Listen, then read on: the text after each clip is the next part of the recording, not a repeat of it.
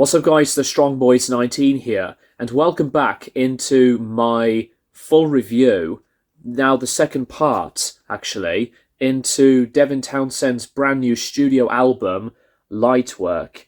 And I'm going to be talking about, not as long, but briefly for some amount of minutes, of the companion disc of Lightwork, this one here, entitled Nightwork.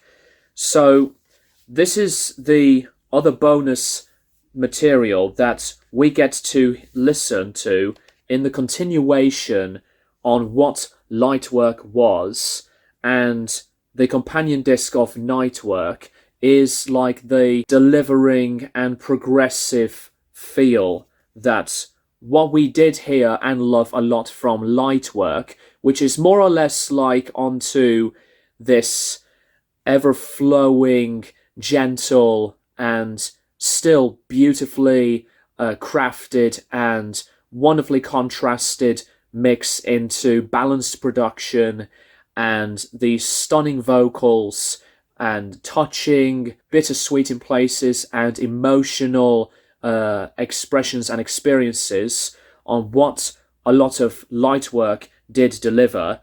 Well, Nightwork this time around is pretty much not like on a total different aspect onto its characters, because Nightwork continues what Lightwork wanted to proceed the listeners and decides to come back and make a return into the heavier side, because obviously we know Devin into making music that has always been like this very big and huge presence into what we love about Devin.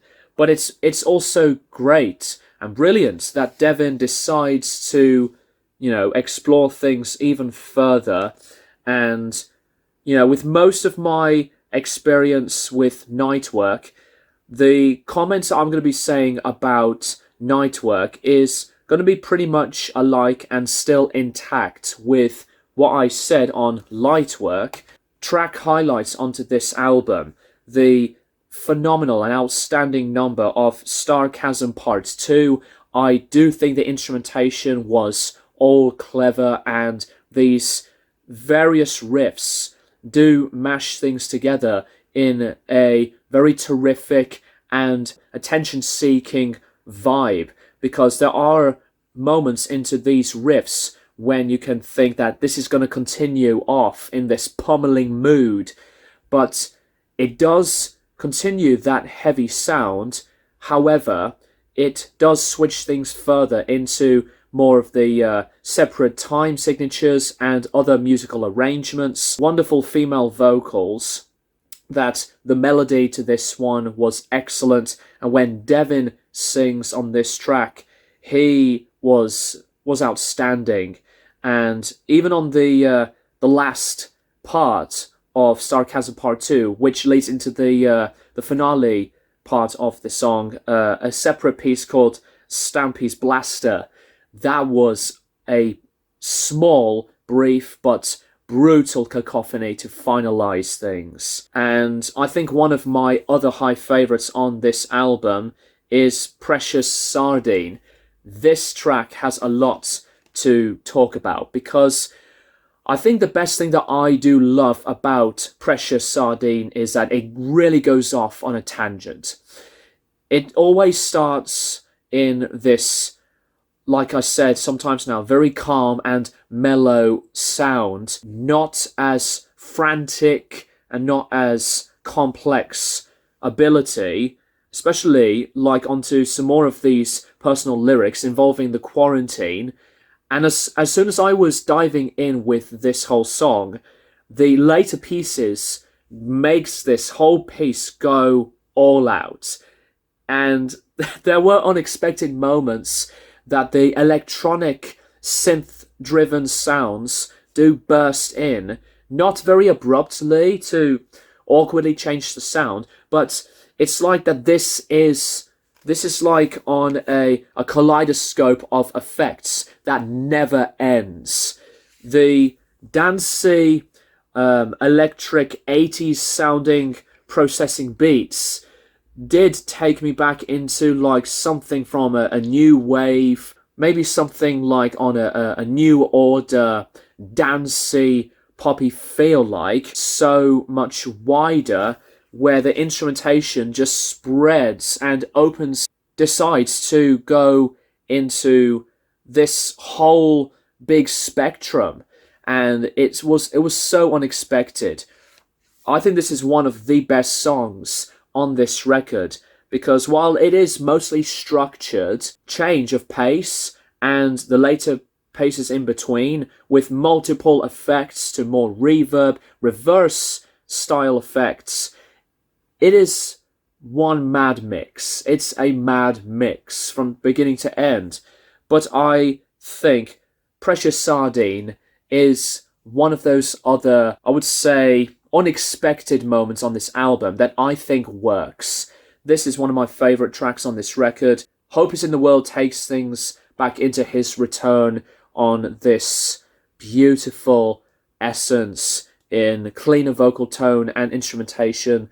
The acoustic guitars on most of these softer tracks always sound stunning, and it is stellar that tracks like this one, Hope Is in the World, is where we can really think that there should be some more of that word hope, and I do believe that there will be some more returnings into joy and positivity, despite how shit a lot of things have been pretty much since COVID became a thing.